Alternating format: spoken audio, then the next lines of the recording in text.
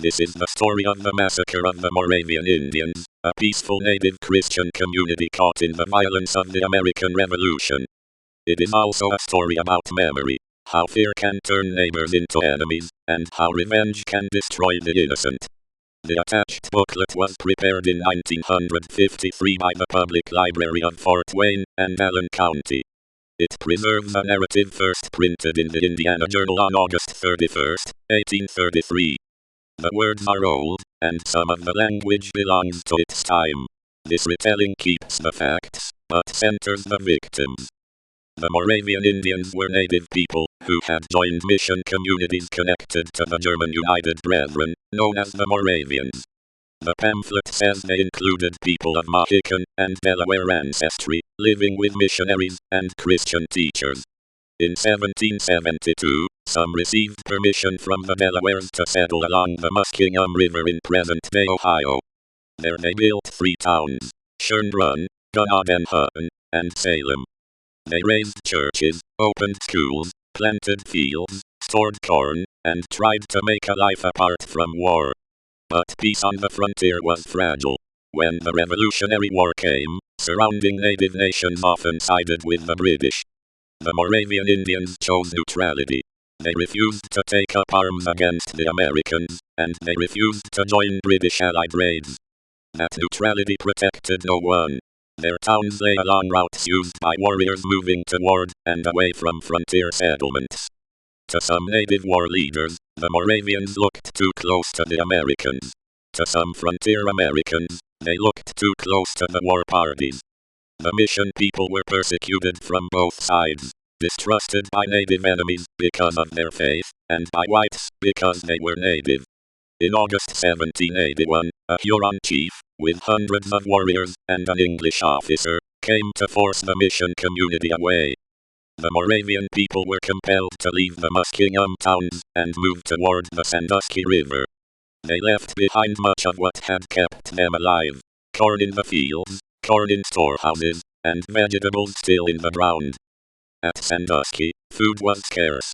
The families, who had tried to stay out of the war, now faced hunger and displacement. To survive, some of the Christian Indians returned to their old towns to gather corn and retrieve property. They did not believe Americans would harm them. In their minds, the danger came from the native warriors, who had forced them away. That trust was one of the deepest tragedies of the story. They came back for food, not for war. Yet rumors on the frontier grew stronger than evidence. Many settlers believed the Moravians must have aided raids, even when the source says they were innocent. Near Wheeling, about 160 armed frontier men assembled for an expedition to the Muskingum. According to the pamphlet, they came determined to surprise the Moravian Indians and cut them off. Warnings reached the victims, but they did not flee. They believed they had nothing to fear from Americans. On March 6, 1782, the armed party arrived at Gunnadenhutton. They found people scattered through the plantations, gathering the corn that remained from the year before. The attackers did not begin with open violence. They spoke in friendly terms and told the people to go home. Then they said the Moravian Indians would be taken to Pittsburgh for safety, where no enemy could harm them. The promise was false, but the people believed it, and surrendered their weapons, even their hatchets. The same tactic was used at Salem. The people there were persuaded, or driven to Gunnadenhutton, and bound. The captives had offered no resistance. They had trusted the word of men, who had already chosen their fate. A council of the attackers was held to decide what to do with the prisoners. The pamphlet says some men objected, and called God to witness that they wanted no part in innocent blood. But the majority chose murder. Some even argued for burning the captives alive. The final decision was that the prisoners would be killed in cold blood the next morning. Men were separated into one building. Women and children were held in another. During the night, the captives prayed, forgave one another, encouraged one another, and sang hymns.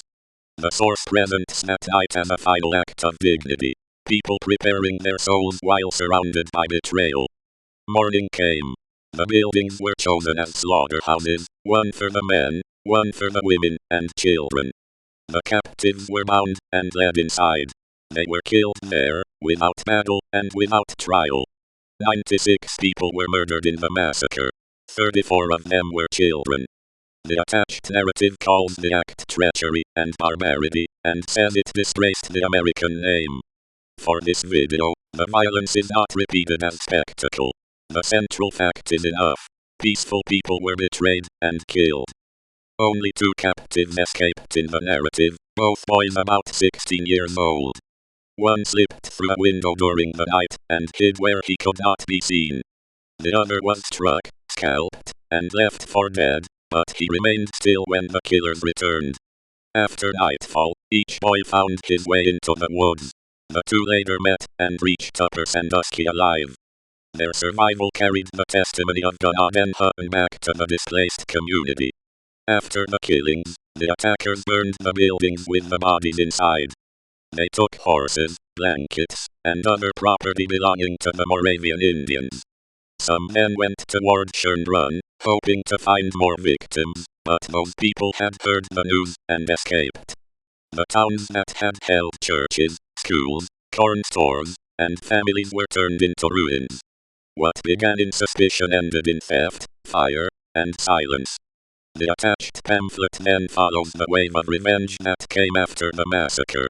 In May 1782, a larger force set out toward Sandusky under Colonel William Crawford. The expedition was meant to strike the remaining Moravian Indians and the Wyandot villages nearby. Instead, it failed. Crawford was captured, and the narrative describes his death as a brutal act of retaliation. That later suffering does not justify the massacre. It shows how revenge multiplies grief instead of restoring justice. The moral center of this story is not the punishment of one side by another. The moral center is the death of a neutral, disarmed, Christian native community. The Moravian Indians tried to live between warring powers, and both worlds treated them as suspicious.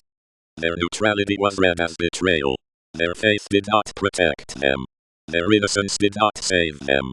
The massacre warns that fear can become a weapon when people stop asking, who is guilty, and simply choose a target. To remember God and Hutton is to remember names, families, fields, churches, children, and prayers. It is to remember that Native history is not an obstacle to American history. It is American history. It is to tell the story without turning the victims into a footnote in someone else's revenge.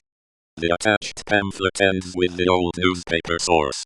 This video ends with a responsibility to speak soberly and to remember truthfully. May the memory of the Moravian Indians be held with dignity, and may their story be carried forward without forgetting.